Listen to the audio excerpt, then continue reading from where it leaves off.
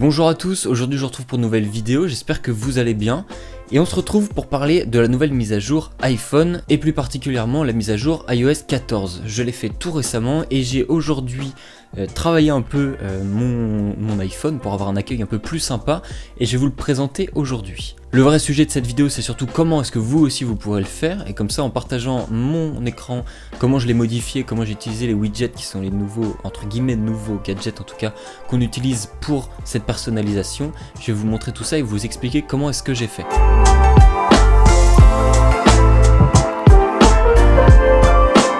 Avant toute chose, je vous invite vivement, si cette vidéo vous plaît, à vous abonner à la chaîne. Je vais faire du contenu de plus en plus souvent dans ce style-là. Donc si jamais c'est du contenu qui vous plaît, n'hésitez pas à vous abonner, à soutenir la chaîne, ça ferait énormément plaisir. Ne serait-ce que par un petit commentaire, un petit like pour montrer que la vidéo vous a été utile, ou au contraire me dire ce qui pourrait vous manquer.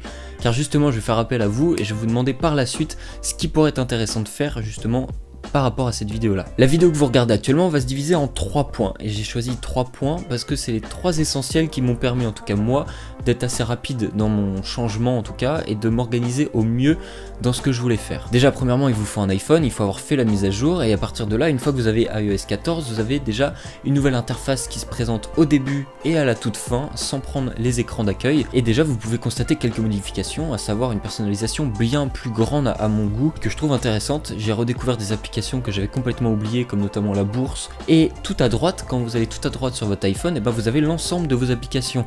Qu'est-ce que ça engendre? Ça engendre le fait que vous pouvez soulager vos écrans d'accueil, à savoir y mettre que les applications que vous utilisez essentiellement, et c'est dans ce sens là que j'ai à peu près travaillé en tout cas l'iPhone jusqu'à aujourd'hui. C'est la première fois que je l'ai en main vraiment avec cette mise à jour là, donc j'ai pas poussé peut-être à fond ce que je pourrais en faire, et c'est justement là où je voulais faire appel à vous. Est-ce que ça vous intéresserait d'avoir des vidéos spécifiques en essayant, moi je vais essayer d'étudier un peu tout comment je pourrais aménager ça pour vous faire des vidéos, à savoir quand vous voulez être vraiment productif, quel style de personnalisation est-ce que vous pouvez faire quand vous êtes plutôt quelqu'un qui va être à suivre les finances, la bourse, toutes ces choses-là, ou faire des paris, etc., tout ce qui va tourner autour de l'argent. Comment est-ce qu'on pourrait mettre notre iPhone? Le but étant d'utiliser aujourd'hui l'iPhone, moi c'est comme ça que je le vois, comme un outil pour aller plus vite sur les tâches que vous avez à accomplir, en omettant le fait que ce soit avant tout un téléphone pour téléphoner et pour appeler. Moi là, comment je l'ai personnalisé? De manière assez esthétique, dans le sens où moi je suis quelqu'un qui aime beaucoup tout ce qui est animé, et notamment One Piece. Du coup je me suis dit je vais essayer d'y mettre une touche dedans, et j'ai mis notamment une référence à 3 animés différents. Pourquoi? Ça me donnait déjà un thème de couleur, et ça me donnait également un univers qui me plaisait. Donc dans un premier temps, le premier point, ça va être de trouver son style. Qu'est-ce que vous voulez faire? Est-ce que vous voulez quelque chose déjà pour vous aider à être plus productif? Est-ce que vous voulez quelque chose pour avoir un beau thème par rapport à une couleur, par rapport à un paysage, par rapport à quelque chose? Là il faut que vous réfléchissiez à l'image que vous voulez donner. Est-ce que vous voulez quelque chose de bien ordonné? Est-ce que vous voulez quelque chose qui paraisse un peu en désordre mais vous savez comment s'organiser? Voilà, à réfléchir à ça en premier. Si vous avez un univers, moi par exemple les animés, comme je vous l'ai déjà dit, je savais que je voulais faire ça. Et qu'est-ce que j'ai fait? J'ai pris un personnage d'animé par écran d'accueil, sachant que j'en ai créé 3 vraiment utiles, et j'en ai fait un 4e juste pour avoir une photo de ma copine et moi, et une petite phrase qui compte pour moi. On va passer au second point, qui est de faire le tri dans l'ensemble de vos applications.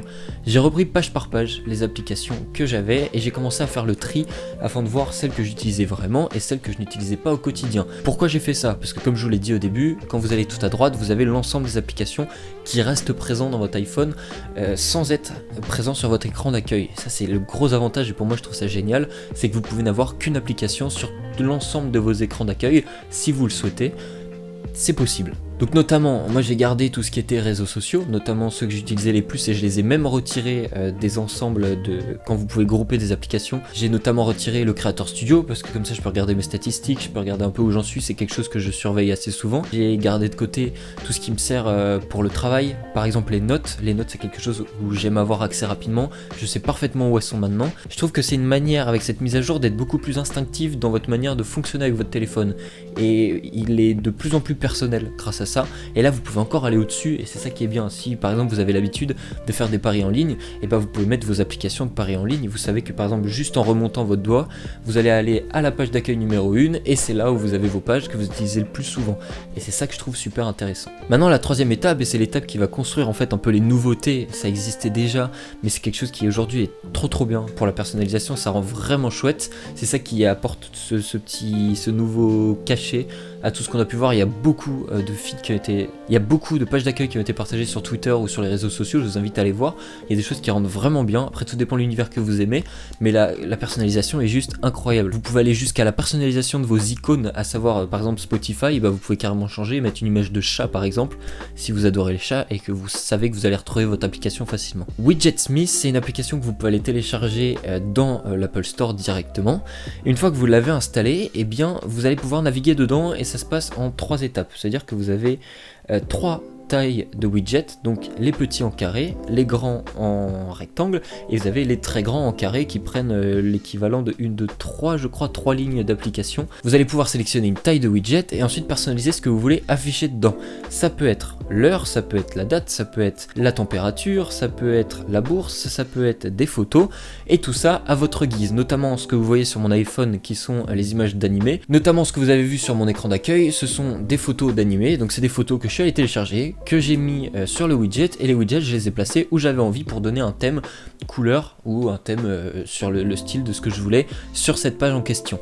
Là où c'est intéressant aussi, c'est que vous pouvez marquer des phrases, vous pouvez mettre vos notes, vous pouvez en afficher une en particulier. S'il y a quelque chose que vous voulez regarder souvent, par exemple pour vous motiver, par exemple quelque chose que vous avez à faire et que vous devez surtout pas oublier, vous vous rappelez des anniversaires, vous avez tout directement sur l'écran d'accueil et ça vous permet de gagner du temps et peut-être de passer moins de temps sur votre téléphone, en tout cas avant de passer du temps à faire ça parce que ça prend du temps. Ça va vous permettre, une fois que vous ouvrez votre téléphone, de voir l'essentiel et d'avoir accès au strict minimum de ce dont vous avez besoin ou ce dont vous estimez avoir besoin. Vous pouvez également changer la typographie, vous pouvez changer les couleurs de fond, les couleurs de contour, si vous voulez de la transparence, si vous voulez, voilà.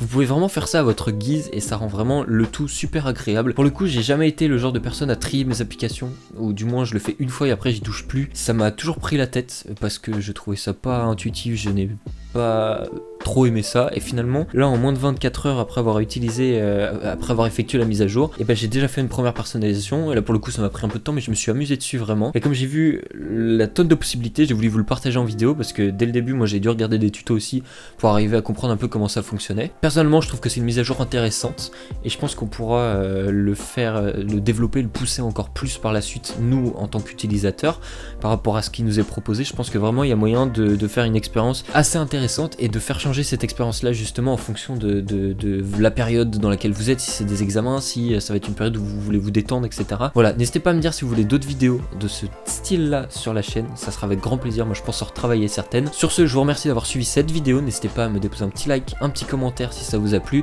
et surtout pensez à vous abonner, ça m'aidera énormément et ça me fera super plaisir. Merci encore une fois, portez-vous bien et à très bientôt pour une nouvelle vidéo.